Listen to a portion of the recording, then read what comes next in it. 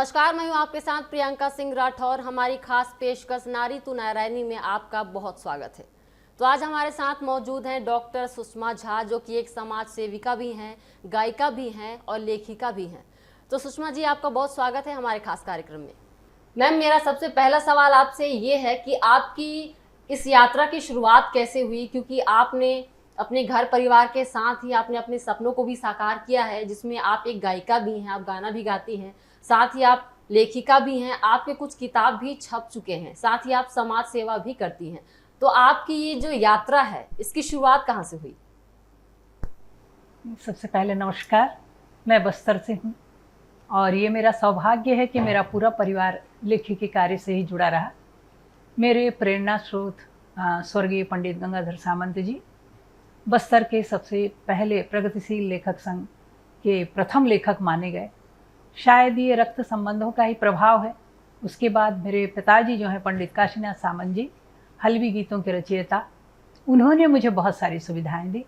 आप विश्वास करेंगे, कक्षा 5 से ही हमारे यहाँ वो सारी पत्रिकाएं आती थी जो हिंदुस्तान टाइम्स से निकलती थी।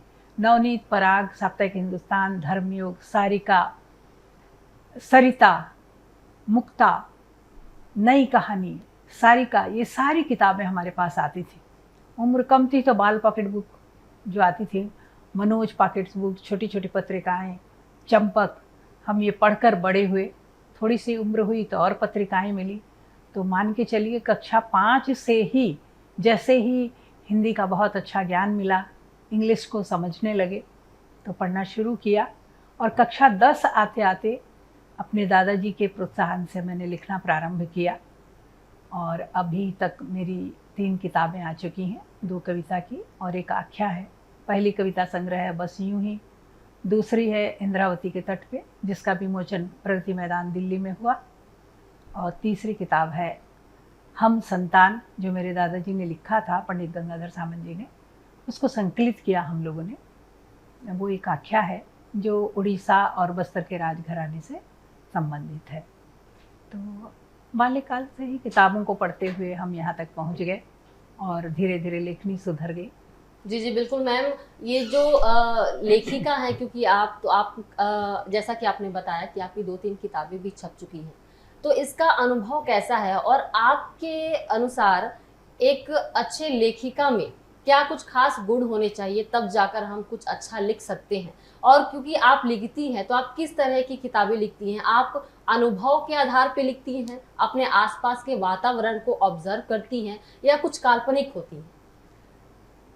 सबसे पहले तो स्त्री विमर्श कविताओं पर मेरी पकड़ है, और क्योंकि बचपन से महादेवी वर्मा जी को पढ़ा, फिर उपन्यासकारों में हिमांशु जोशी जी को पढ़ा, शिवानी से बहुत प्रभावित रही मैं उपन्यासकारा से, फिर मुंशी प्रेमचंद जी को अपने सालाओं की किताबों में पढ़ा।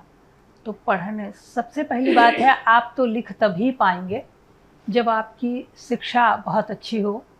आप हिंदी में लिखना चाहते हैं तो आपकी हिंदी अच्छी तभी होगी जब आप दूसरों को सुनेंगे और पत्र पत्रिकाओं को पढ़ेंगे। तो जब शब्द भंडार आपका बहुत अच्छा होगा तो आपकी कलम चलेगी। कलम चलने के बाद आपका चिंतन, आपका मनन, आपका भावुक होना, आपका संवेदनशील होना, ये बहुत ज़रूरी है। आसपास की चीज़ों को आप बड़ी संवेदना, सूक्ष्म दृष्टि से जब तक नहीं देखेंगे तो लिखेंगे कैसे? और महिलाओं के ऊपर लिखना है तो आसपास की सभी महिलाओं पर आपकी नज़र होनी चाहिए, चाहे वो उच्च वर्गीय हों, चाहे सामान्य स्तर की महिलाएं हों, निरक्षर हों या ज़्यादा पढ़ी लिखी हों, सभी में उसी प्रकार के दुख हैं, उसी प्रकार के सुख हैं। तो मैं समझती हूँ कि यदि आपको लिखना है तो आपको दूसरों को सुनना और पढ़ना बहुत ज़रूरी है। अच्छी किताबों को पढ़ने पर ही, अच्छी से मेरा मतलब, मैं ये कभी भी नहीं कहती, जो मेरा अपना अनुभव है, कि आपको बहुत क्लिष्ट हिंदी की जानकारी हो तभी आप लिख पाएंगे, ऐसा नहीं। पुराने ग्रंथों को पढ़ेंगे तो उसमें संस्कृत के लिखे हुए हैं, देवनागरी में भी लिखे हुए हैं, तो शुद्ध हिंदी के जो शब्द हैं कभी कभी ग्राह्य नहीं होते। आप उन किताबों को पढ़ें जिसमें मार्मिक प्रसंग हो, कुछ अच्छी जगहों का, जैसे समीक्षा आपको लिखना है, समीक्षा तभी लिख पाएंगे ना जब उस जो भी किताब आपके सामने है उसको आप पढ़ें और उसके पहले जिन लोगों ने समीक्षाओं को लिखा है उसको पढ़ें।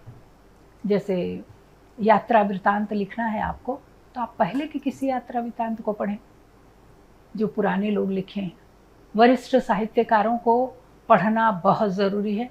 आप निराला पंथ महादेवी वर्मा को नहीं पढ़ पाते हैं, आप प्रेमचंद जी को नहीं पढ़ पाते हैं, नागार्जुन जी को नहीं पढ़ पाते हैं, और आप दावा करते हैं कि आपकी हिंदी अच्छी है, तो मैं समझती हूँ थोड़ी कमतर बात है। तो लिखने के पहले पढ़ना ज़रूरी है, विचारशील होना ज़रूरी है। जी बहन, बिल्कुल जैसा कि आपने कहा कि लिखने के लिए पढ़ना बेहद ज़रूरी है। आपकी जो पसंदीदा कहानी है वो कौन सी है? मैं कथाकार तो नहीं हूँ, कविता ज़्यादा लिखा है और समीक्षक हूँ। दूसरी बात, क्योंकि शिक्षा से मैं जुड़ी हुई हूँ, शिक्षा विभाग के कुछ पद से मैं सेवानिवृत्त हुई। जैसे न्यू एजुकेशन पॉलिसी को मैं जानने का दावा कर सकती हूँ, क्योंकि हमारे कार्यकाल में वो आया। शिक्षा से जुड़ी हुई, जैसे गिजू भाई पटेल की किताबों को बहुत पढ़ा, अरस्तु को पढ़ा, महात्मा गांधी के सिद्धांतों को पढ़ा, रविन्द्रनाथ टैगोर जी की शिक्षा पद्धतियों को पढ़ा, महात्मा गांधी जी की शिक्षा पद्धतियों को पढ़ा। तो इस सब से जो विचार निर्मित हुआ, और अंततः स्त्री होने के कारण अब विगत 5 वर्षों से स्त्रियों की मैं निःशुल्क सलाहकार भी हूँ। सलाहकार तो मैं नहीं कहूँगी, मैं बात करना पसंद करती हूँ। तो मुझे समझ में आने लगा कि कविताएं किस प्रकार से होनी चाहिए। संसार में 2 ही है चीज़ महत्वपूर्ण, स्त्री और पुरुष, और उसके बीच में प्रकृति है, जिसमें पशु पक्षी जीव जंतु और ये सारा मिलकर एक समाज, देश, प्रदेश, राज्य, विश्व होता है। तो इन्हीं दोनों व्यक्तियों को जब हम समझ जाते हैं तो अपनी आप किताब और कविता बन जाती है। जी जी बिल्कुल मैम। आप पसंदीदा कहानी की बात करती हैं, तो अभी छोटी छोटी लघु कथाएं लिख रही हूँ, तो ऐसे कंठस्थ तो होती नहीं हैं, पर कविताएं कुछ हैं जो दिमाग में रहती हैं, तो कहेंगी तो कुछ बोल दूंगी 1-2 कविता। बिल्कुल मैम, बिल्कुल आप कुछ एक छोटी सी कविता। भारत भवन से एक पत्रिका निकलती थी, अभी भी निकलती है, त्रैमासिक साक्षात्कार। वर्षों पहले जब मैं विद्यार्थी थी, उस समय इस कविता को लिखा था। सुख क्या, बिल्कुल 6 लाइन की कविता है, ये पुरस्कृत भी हुई थी। सुख क्या, वो गर्म रोटी जो मैं बनाऊं, या वो गर्म प्याली चाय जो तुम बनाओ। सुख क्या, वो गर्म रोटी जो मैं बनाऊं, या वो गर्म प्याली चाय जो तुम बनाओ। सुख तो सुख है जो फैली है घर के ऊपर। सुख तो सुख है जो फैली है घर के ऊपर। सुख वो नीली चादर है जो तनी है हमारे ऊपर। जब भी लगे उधड़ रही हो सीवन, गौर करें, जब भी लगे उधड़ रही है सीवन, सिल कर छुप जाओ इसमें। बिल्कुल छोटा सा सार है इस कविता का। हमारे बीच में जो प्रमुख व्यक्तित्व है स्त्री और पुरुष, यदि वो एक दूसरे को समझ लेते हैं तो सुख की रचना हो जाती है। तो बहुत सारी कविताएं मेरी स्त्री के आसपास है, प्रकृति के ऊपर भी लिखा है, पर ज़्यादातर स्त्री विमर्श की कविताएं अब थोड़ा और अच्छा लिखने का प्रयास कर रही हूँ। जी जी बिल्कुल मैम। आप इसके साथ ही आप समाज में भी अपना योगदान देती हैं, समाज सेवा करती हैं। तो ये यात्रा कहाँ से शुरू हुई, आपको इसकी प्रेरणा कहाँ से मिली कि मुझे भी समाज सेवा करना चाहिए, और इसके लिए आप अपने घर परिवार से हट के समय कैसे निकाल पाती हैं? प्रारंभ से शिक्षिका रही मैं, और समय विभाजन करना मैं अपनी पीठ अपने आप कभी कभी थपथपाती हूँ कि मैंने सीख लिया, और ब्रह्म मुहूर्त में मेरी आंखें खुल जाती थी। मैं घर के बहुत सारे चीज़ों को निपटा कर, जैसे ही बच्चे स्कूल गए तो उसके बाद, इसके पहले कि मैं शाला या ऑफिस जाने के लिए तैयार हूँ, मैं चलते फिरते लिखना। और फिर शाम के समय जब मेरे बच्चे बाहर खेलने जाते थे, तो उस समय मैं कभी भी बैठकर बहुत गपशप नहीं करना, या देर रात तक ऐसी चीज़ों को नहीं देखना जो बहुत महत्वपूर्ण नहीं है मेरे लिए। मैं महिलाओं के संपर्क में रहती थी। उस समय मोबाइल की सुविधा नहीं थी, तो मैं कॉलोनी में पैदल चल के, कहीं महिलाएं बैठी हैं तो उनके साथ बात करना, उनकी बातों को सुनना। और फिर एक चीज़ मैंने सीख लिया, धीरज से सुनना। इसके लिए मैं श्रेय देती हूँ, जब मैं एक व्याख्याता के रूप में काम की, तो मेरी पोस्टिंग हुई जिला शिक्षा प्रशिक्षण संस्थान, जो डाइट कहलाता है, वो प्रशिक्षण केंद्र है। उसमें शिक्षक आते हैं हमसे ट्रेनिंग लेने के लिए, तो मैं रिसोर्स पर्सन थी। तो सुनने की कला का विकास हुआ, और उस समय जो फीडबैक आता था, टीचर्स ट्रेनिंग लेते थे, फिर दूसरे दिन फीडबैक देते थे, तो उसमें वो लिखते थे कि भोजन ऐसा बना, या संबंधित साथी शिक्षक ने मेरी बात नहीं सुनी, या प्रत्युत्तर ऐसा आया। तो धीरे धीरे धीरे मुझे लगने लगा कि महिलाओं से मुझे जुड़ना चाहिए। और बस वहीं से, ये 2002 की बात है, उसके बाद मैं राजीव गांधी शिक्षा मिशन में प्रशिक्षण प्रभारी के रूप में आई। तो विभिन्न शालाओं की शिक्षिकाओं से मेरा संपर्क हुआ। मैं लगातार मॉनिटरिंग करती रहती थी। घरेलू काम को करना मैंने जाना, बच्चे शाला गए, मैं ऑफिस आई।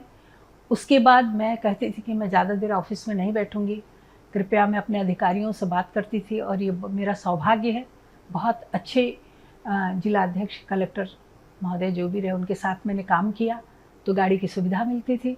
तो जब मैं दूरस्थ अंचलों में जाती थी, प्राइमरी स्कूल, मिडिल स्कूल में, वहाँ की शिक्षिकाओं के अलावा गांव की महिलाओं से भी मेरा आमना सामना होता था।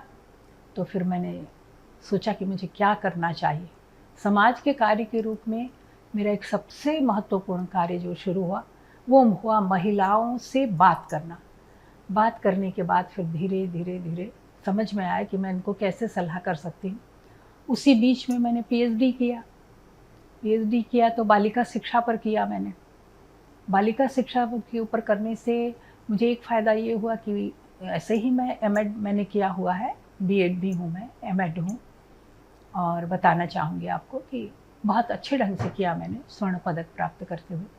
तो चाइल्ड साइकोलॉजी को बहुत पढ़ा, और शिक्षा मनोविज्ञान को पढ़ा, तो समझ में आने लगा कि मैं महिलाओं से बात करके ही उनको मदद कर सकती हूँ, और यही मेरी समाज सेवा हुई। फिर धीरे से मैं पतंजलि योग समूह से जुड़ी, तो योगा कक्षाओं में सक्रिय हो गई। फिर हमारे बस्तर जिला में इंद्रावती, जो हमारी जीवनदायिनी नदी है, गंगा है वो हमारे लिए, तो उनमें कुछ लोग जुड़े हुए थे। वो सब मेरे मित्र रहे, कोई मेरे कक्षा में साथ पढ़ने वाले युवा जो अभी मेरे उम्र के हो गए हैं। तो हमारा एक अभियान शुरू हुआ, इंद्रावती बचाओ अभियान। तो उससे मैं जुड़ी और पैदल यात्रा किया। बहुत कम किया, लेकिन ये समझ में आया कि ये भी एक समाज से जुड़ा हुआ कार्य है। स्वच्छता अभियान चला, उससे मैंने अपने आप को जोड़ा, और जोड़ते समय बस ये ध्यान रखा कि कैसे करूँ। सुबह 5 बजे उठ गए, 5 से 6:30 बजे तक स्वच्छता अभियान में गए, फिर घर आए, घर के कामों को किया, 10 बजे तक, 10:30 बजे ऑफिस। मतलब एक टाइट शेड्यूल जिसको कह सकते हैं। और आयु के अनुसार बहुत ऊर्जावान भी थे। ईश्वरीय कृपा है, किसी प्रकार की बीमारी से ग्रसित नहीं हूँ। और मानसिक रूप से स्वस्थ होने का एक ही कारण है, निरंतर अध्ययन करना, लोगों को सुनना। मजे की बात ये कि कोई विश्वास नहीं करता, मैं कभी कभी बताती भी हूँ कि मेरा बेटा जो अभी 26 वर्ष का हो गया है, पारिवारिक चीज़ को बताना चाह रही हूँ ताकि जी बिल्कुल। लोगों का एक आकर्षण बढ़ता है ना, कुछ घरेलू बात बताए। वो 26 वर्ष के हो गए हैं, लेकिन कोई विश्वास नहीं करेगा, मैंने उसको 26 बार मारा भी नहीं है। इतना धैर्य मेरे भीतर अपने आप आ गया, पता नहीं कैसे, शायद पढ़ते हुए। तो महिलाओं के साथ भी बड़े धीरज के साथ रहती हूँ। तो स्वच्छता अभियान, योगा, इंद्रावती बचाओ अभियान, और निरंतर महिलाओं से बात करते हुए मैं यहाँ तक पहुँची। फिर धीरे से गायत्री परिवार वालों ने कहा कि आप संगीत से जुड़ी हैं, तो आप मंदिर में अपनी उपस्थिति दें। वहाँ गए तो मंदिर परिसर की सफाई करना। फिर क्योंकि मैं उत्कल समाज और मैथिल समाज से जुड़ी हुई हूँ, तो फिर मिथिलांचल के लोगों से जुड़ना प्रारंभ किया। और बस्तर ज़िले में काफ़ी बड़ा समुदाय है उत्कल समाज का, मैंने अपने दादाजी और पिताजी का नाम लिया है। तो उन लोगों से जुड़कर फिर उनकी महिलाओं के साथ काम किया। काम का एक ही उद्देश्य कि मैं सबको सुनूं और शारीरिक, मानसिक, आर्थिक सलाह दूं। स्वच्छता अभियान में तो हमने बहुत सफाई की, नगर की सफाई, मंदिर की सफाई, ऐसे ऐसे जगह में गए साफ़ सफाई करने कि जहाँ लोग अपने आप प्रेरित होते थे, और हमारी टीम बनी। तो यदि इसको आप समाज सेवा का नाम देते हैं तो मैं बिल्कुल आपको धन्यवाद करूँगी। बहुत बड़ी समाज सेविका नहीं हूँ, लेकिन शिक्षा के क्षेत्र में मैं समझती हूँ कि मैंने बहुत अपने आप को व्यवस्थित तरीके से प्रस्तुत किया। आज भी मेरे पुराने पढ़ाए हुए बच्चे, उसमें से तो आईएएस भी बने, और मेरे से ट्रेन जो है शिक्षक शिक्षिकाएं आज भी मुझे याद करती हैं। संभवतः यही देवी प्रसाद है मेरे लिए। जी बिल्कुल मैम, बिल्कुल सही कहा आपने, और बहुत गर्व महसूस होता है ऐसी महिलाओं को देखकर। तो मेरा एक और सवाल आपसे है कि आप गायिका भी हैं, जी आप जी। एक संगीतकार हैं, आप गाना भी गाती है, तो ये संगीत में आपकी रुचि कैसे बढ़ी? और अगर आप अपनी पसंदीदा कुछ लाइनें अगर आप हमको सुना दें तो बहुत अच्छा रहेगा। इसका पूरा श्रेय मेरे पिताजी को जाता है, स्वर्गीय पंडित काशीनाथ सामंत जी। मैं कक्षा 7 में थी तो हमारे यहाँ उनके मित्र थे आदरणीय छन्नू महाराज जी। तो हमेशा पिताजी कहते थे कि ये घर पे कैसे आएगा? तो मैंने कहा कि यदि आप मुझे सिखा देंगे तो मैं इनसे सीखूंगी। तो मैंने उनसे सबसे पहले संगीत को सीखा। समझा तो मैं आज भी नहीं बोल पाऊंगी, क्योंकि मैं बहुत गंभीरता से मैंने नहीं सीखा उनसे, पर जाना मैंने। वो एक बेहतरीन शास्त्रीय रागों के जानकार थे, आज वो हैं नहीं हमारे बीच में। उनसे मैंने सीखा। और मेरे बड़े भाई थे, चचेरे बड़े भाई विजय सामंत जी, वो बहुत अच्छे गायक थे, फिल्मी गीतों के गायक। उनको सुनते हुए मैं बड़ी हुई, तो मेरा रुझान हुआ। फिर आदरणीय छन्नू महाराज जी से सीखा। 1-2 वर्ष उनसे सीखा और चंचल प्रवृत्ति होने के कारण स्कूल में गए तो वो सारा कुछ भूल गए। उसी बीच में आकाशवाणी में ऑडिशन होने वाला था जगदलपुर रेडियो स्टेशन में। वहाँ आदरणीय डीपी बड़ोदिया जी थे, वो भी मेरे गुरु हैं, अभी नहीं हैं। उनसे मेरा संपर्क हुआ तो हम 2-3 सहेलियाँ उनके पास जाकर सीखते थे। उन्हीं के मार्गदर्शन में मैंने आकाशवाणी जगदलपुर के गज़ल का ऑडिशन पास किया और कुछ समय तक मैं गाई। जो कुछ भी सीखा उनसे सीखा। विद्या, संगीत की विद्या पूर्ण नहीं है मेरी, मैं मध्यमा ही पास हूँ, विशारद नहीं कर पाई, क्योंकि उसके बाद शासकीय सेवा में आ गए और दूरस्थ अंचल में मेरी पोस्टिंग हुई, तो फिर मैं कंटिन्यू नहीं कर पाई। पर ऐसा संयोग हुआ कि जब थोड़ा सा मैं फ्री हुई तो मुझे लगने, और फिल्मी गीत हमेशा गाते रहे, स्टेज में कभी गाया नहीं, पर आदरणीय डीपी बड़ोदिया जी जहाँ भी जाते थे तो भजन वगैरह गाना, आकाशवाणी में गीतों की रिकॉर्डिंग भी किया। हल्बी गीत के कोरस में भी बहुत गाया। मेरे पिताजी ने एक गीत लिखा है, आया मुझो दंतेश्वरी बुआ भैरम आए, जो अभी एक लोक संगीत के रूप में फैला हुआ है। उसको आदरणीय मेघनाथ पटनायक जी, जिनका देहांत हो गया है, बहुत अच्छे गायक, हमारे बस्तर के लोकप्रिय गायक, उन्होंने गाया, तो उनके साथ भी मैंने कोरस में गाया। इस प्रकार से थोड़ा थोड़ा करते हुए संगीत से जुड़ी रही। विगत 5 वर्षों में ऐसा एक संयोग हुआ कि कुछ युवाओं की टोली मुझे मिली और मैडम कुछ एक समूह बनाते हैं, तो एक गुंजन संगीत समूह हमने बनाया। उसमें अभी बहुत अच्छे से गायक जुड़े हुए हैं और सभी प्रकार की विधाओं में वो गाते हैं।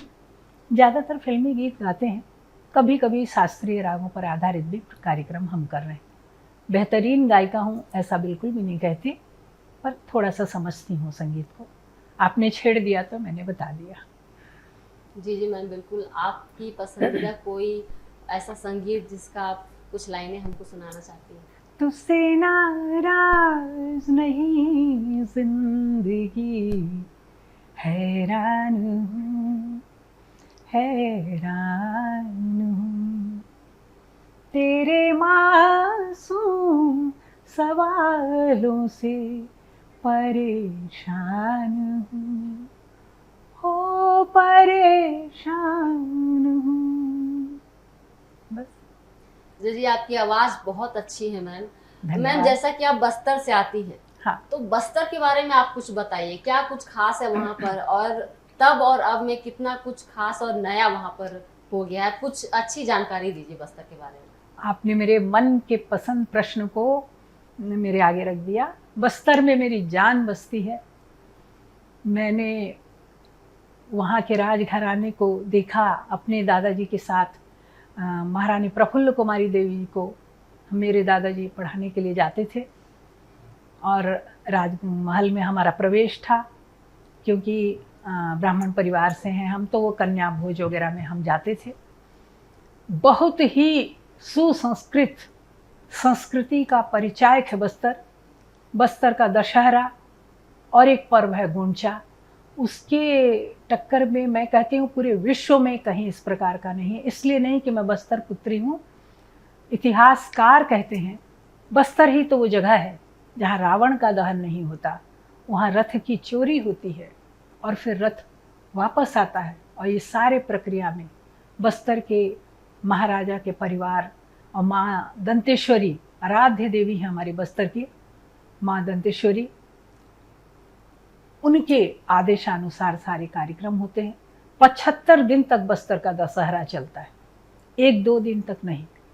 छोटे छोटे उसके विधान जिसको देखकर बाहर से आए सैलानी भी चमत्कृत हो जाते हैं।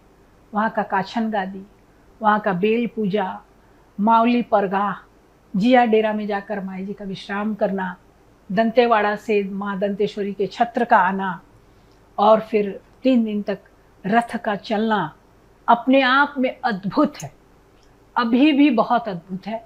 इस वर्ष का भी यदि आप देखते हैं तो बहुत सैलानी जुटते हैं और बस्तर दशहरा विगत 10 वर्षों से लोकोत्सव के रूप में मनाया जाने लगा।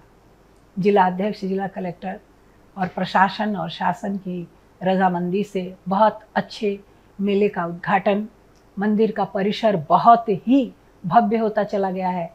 राजमहल की सजावट और जिस मार्ग से हमारा रथ जाता है वो सबकी सजावट बहुत भव्य है। वैसा ही एक पर्व है गुंचा, जिसमें जगन्नाथ जी की शोभा यात्रा निकलती है, जैसे जगन्नाथपुरी में होती है। उसका छोटा सा रूप है, लेकिन थोड़ा भिन्न कैसे, एक लाइन में जल्दी से बताऊंगी आपको। जगन्नाथ जी अपने मुख्य मंदिर से अपने मौसी के यहाँ, जिसको गुंचा घर कहते हैं, वहाँ पहुँचते हैं तो हमारा भवन है सिरहा साल, वहाँ जगन्नाथ जी जाते। तो जिस दिन प्रथम फूल यात्रा शुरू होती है, फूल रथ कहते हैं उसको, उसकी यात्रा शुरू होती है तो एक बांस का बना हुआ उपकरण होता है जिसमें हरे रंग के बीज होते हैं, उसको डालकर चलाया जाता है, उसको तुपकी कहते हैं। वो जो है अपने आप में बहुत अनोखा है और बहुत उत्साह देखने को मिलता है। शिक्षा दीक्षा और ये सब इलेक्ट्रॉनिक मीडिया का प्रचार प्रसार होने से थोड़ा सा युवाओं में जोश कम हो गया है, लेकिन फिर भी परंपरा के अनुसार रथ यात्रा होती है। बस्तर को देखना है तो दशहरा के समय जाइए और गुंचा के समय जाइए और बहुत प्रेम से देखिए, अद्भुत है बस्तर। और सबसे बड़ी बात, वहाँ का मौसम अभी तो थोड़ा परिवर्तित हो गया, पूरे विश्व में ग्रीष्मकालीन और शीत ऋतु सब में परिवर्तन है, पर पहले बस्तर न ज़्यादा ठंडा था न गर्म था। उसको चलते फिरती भाषा में तो हम लोग छत्तीसगढ़ का कश्मीर कहते थे। बहुत शांति प्रिय जगह। ऐसी एक भ्रांति है कि वहाँ पर भगदड़ है, तो उन्हीं स्थानों पर है जहाँ होना चाहिए, नहीं तो सुरक्षित है बस्तर। और शासन और प्रशासन की भी अच्छी कसावट है। स्वागत है आप सबका बस्तर में, आइए और मेरे बस्तर को देखिए। जी मैम, तो आप नारी जो हैं, जो कि महिलाएं हैं, आप उन्हें क्या संदेश देना चाहती हैं कि वो अपने पर्सनल लाइफ में, और अगर उनका कोई हॉबी है, कोई सपना है, प्लस अपने फैमिली के साथ साथ वो अपने सपनों को भी साकार करें, ऐसा कोई संदेश देना चाहती हैं जैसे आपने मैनेज किया हुआ है अपने घर को और बाहर को? कोई ऐसा संदेश जो महिलाएं भी कर सकें? महिलाओं की एक शिकायत होती है कि हमको अनुकूल वातावरण नहीं मिला है, बाधाएं बहुत ज़्यादा हैं। सत्य है, महिलाओं को कोई अपनी ओर से सामने से आके नहीं कहता कि आप आगे निकलिए। आपको मध्यम मार्ग अपनाना होगा। आपके पास एक शिक्षा का शस्त्र और दूसरा लक्ष्मी के शस्त्र होना चाहिए। सरस्वती और लक्ष्मी का समन्वय आपके पास होना चाहिए। आपके पास थोड़ा सा अपना पैसा ज़रूर होना चाहिए और अपनी शिक्षा, उच्च शिक्षा की बात मैं नहीं करती, अनौपचारिक शिक्षा भी आपके पास होनी चाहिए। कौशल युक्त शिक्षा जो विपत्ति में आपके काम आए और 2 पैसे आपके पास आ जाए। जब आपके पास थोड़ा पैसा है तो आपको समझ में आता है कि उसका सदुपयोग मैं कैसे करूं। दूसरा, आपको सामंजस्य करने की कला सीखनी पड़ेगी। मैं कभी नहीं कहती कि आप चाटुकारिता करें और विषम परिस्थिति में असामाजिक तत्व या जो बहुत ही आपके साथ असहयोग करते हैं उनके साथ चलते रहें, कभी नहीं। जहाँ मानसिक बाधा है उस स्थान को छोड़ देना बहुत ज़रूरी है, लेकिन जहाँ थोड़ी सी भी आपको मित्रतापूर्ण वातावरण मिलता है, मध्यम मार्ग अपनाइए। अपने को सुशिक्षित करें, निर्भीक होइए, और दूसरी शर्त ये है, चरित्रवान बनिए और अपने मूल्य को पहचानिए। यदि आप जान जाते हैं कि आपके पास क्या है तो किसी की क्षमता नहीं है कि आपके मनोबल को कम करे। यदि आप गलतियां करती रहेंगी, उन चीज़ों को करेंगी जो समाज में ग्राह्य नहीं है, तो आपको सिर नीचा करना ही पड़ेगा। यदि आपके पास दोनों चीज़ें हैं, थोड़ा सा पैसा, थोड़ी सी बुद्धि, और आप जानती हैं कि किससे कब टकराना है, तो मैं समझती हूँ कि कोई भी बाधा आपके लिए बाधा नहीं है। इसीलिए तो नारी नारायणी है और आगे बढ़ती है। देखिए, ये बहुत बड़ी बात नहीं है। मुझसे प्रश्न किया जाता है कि क्योंकि आप बहुत हाईली क्वालिफाइड हैं, आपको पारिवारिक सहयोग खूब मिला, तो हर सफल स्त्री या पुरुष के वो सब यही सोचते हैं कि बिना किसी संघर्ष के वो आगे बढ़ गया। ऐसा बिल्कुल भी नहीं है। बाधाएं सबके पास है। कृपया अपने मूल्य को जानिए, अपने को कमतर ना समझें और जो आपके हाथ में है उस पर फोकस करिए। किसी से आपकी कोई तुलना नहीं है। आप मजदूर वर्ग के भी हैं तो आपके पास जो हथियार है उसको मजबूत करिए। उच्च शिक्षित हैं तो अपने कॉन्फिडेंस को, अपने चरित्र को इतना ऊंचा बनाइए कि रास्ते अपने आप खुल जाएं। और जब आप एक निश्चित मुकाम पे पहुंच जाते हैं तो लोग आपको स्वयं ही सहायता करने में तत्पर हो जाते हैं। इतना ही कहना चाहूँगी। जी जी बिल्कुल, नारी किसी से कम नहीं है। अगर वो खुद पर आ जाए तो वो घर भी देख सकती है और बाहर भी देख सकती है। जी मैम, हमारे साथ हमारे खास कार्यक्रम में शामिल होने के लिए आपका बहुत बहुत शुक्रिया। तो नारी तू नारायणी में फिलहाल आज के लिए इतना ही। अगली बार फिर से हम हाजिर होंगे एक नई जज्बे भरी कहानी के साथ। तब तक लिए मुझे दीजिए इजाजत। नमस्कार।